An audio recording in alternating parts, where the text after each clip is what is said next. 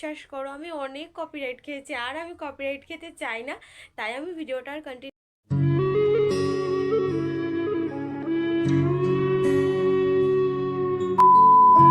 Hello hello hello hello hello everyone, আজ তোমাদের সাথে শেয়ার করতে আসলাম একদম পাতি বাঙালিভাবে মাটন রান্না, একদম ঘরোয়া সব মশলা দিয়ে। তো সেটাই তোমাদের সাথে শেয়ার করব, যার জন্য আলুগুলোই প্রথমে আমি ভেজে নিচ্ছি। বাঙালির মাটন হোক বা চিকেন, সেটাতে আলু থাকবে না এটা তো হতেই পারে না। ওই যে কথায় বলে বাঙালির সবেতেই আলু, সত্যিই তাই, সবেতেই আলু।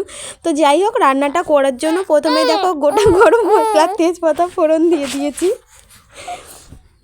গোটা গরম মশলা তেজপাতা ফোড়ন দেওয়ার পর এখানে কুচি করে রাখা পেঁয়াজ দিয়ে দিচ্ছি। আর আমি 500 গ্রাম মাটন রান্না করব, একদম বাংলা ভাষায় যাকে বলে খাসির মাংস। 500 গ্রাম খাসির মাংস রান্না করব। এখানে পেঁয়াজ দিয়ে দিয়েছি, তারপর কাঁচা লঙ্কা চিড়ে দিয়ে দিয়েছি। আর এই কাঁচা লঙ্কাতে না আমার প্রচণ্ড ভয়, মানে লঙ্কাতে আমার এত হাত জ্বলে যে আমি হাত লাগাই না। তো তারপর এখানে টমেটো আর পেঁয়াজ লঙ্কাগুলোকে ভালো করে ভেজে নিলাম। আর মাম্মা চুপ কর।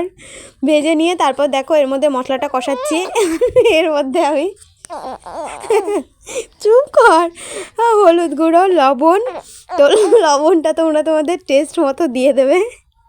আর লঙ্কা গুঁড়ো, সরি গাইজ, দেখো আমার মেয়ে কী করছে, আমি ভিডিও এডিট করতে বসেছি আরও কী করছে।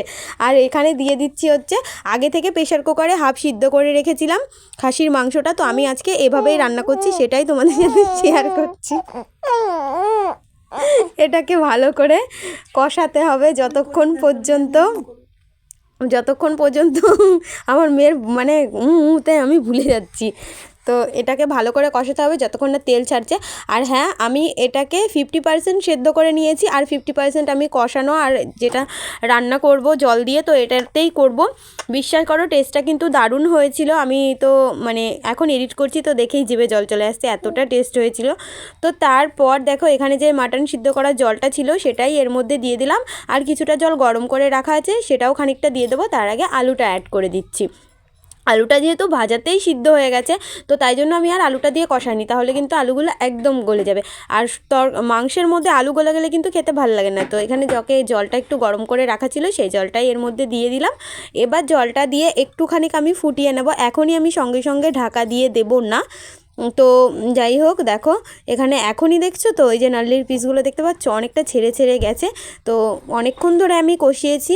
আমি ভাবলাম মানে কি বলো তো, প্রেশার কুকারে কষানোর পর প্রেশার কুকারে দেওয়ার পর কিন্তু আমরা দেখতে পাই না কতটা কি হচ্ছে না হচ্ছে, কিন্তু এখানে আগে থেকে যদি সিদ্ধ করে নেওয়া হয় মানে সিটি দেওয়া হয়, তাহলে কিন্তু এটা বোঝা যায় যে পরে কতটা সিদ্ধ বাকি আছে আর কতক্ষণ রান্না করলে এটা পুরোপুরি সিদ্ধ হয়ে যাবে। তারপর দেখো এটা ভালো মতন মাটনটা ফুটে গেছে। এবার আমি এটাকে চাপা দিয়ে রাখবো কিছুক্ষণ, কারণ আমরা এতটা ঝোল খাই না, আমরা একদম গ্রেভি গ্রেভি করবো, সেই জন্য এটাকে ঢাকা চাপা দিয়ে কিছুক্ষণ রেখে তারপর ঢাকনা তুলে এখানে একদম বাটা গরম মশলাই করছি। অন্যান্য দিন আমি একটা মশলা বাড়িতে আমরা তৈরি করে রাখি, সেটাই দিই, সেটা যে কোনো সবজিতে দিলে দারুণ টেস্ট হয় খেতে।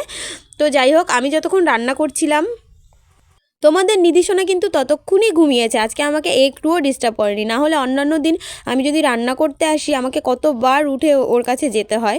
তো যাই হোক, আজকে কিন্তু সেটা হয়নি। আর এদিকে দেখো মাটন রান্না কমপ্লিট। আর আমার হাতের মাটন রান্না কিন্তু আমার বোন মাসি সবাই খুব পছন্দ করেছে, সবারই খুব ভালো লেগেছে।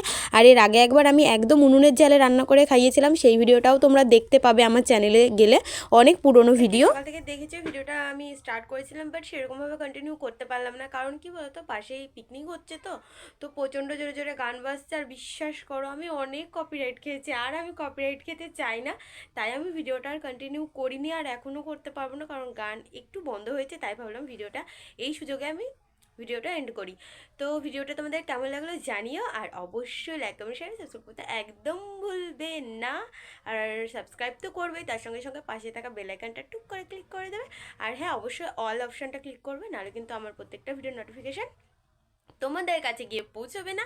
আর অনেক অনেক ভালোবাসা তোমাদেরকে আমাকে এতটা সাপোর্ট করার জন্য, আর তোমরা এইভাবে আমার পাশে থেকো অবশ্যই। আর সেরকম ভিডিও এখন আমি করতে পারছি না, শর্ট ভিডিও করার জন্য রেডি হয়েছিলাম, বাট পারিনি, বুঝতে পারছো মাম্মাকে নিয়ে প্রচণ্ড ব্যস্ত। তো চলো আজকে ভিডিওটা এই পর্যন্তই, টাটা।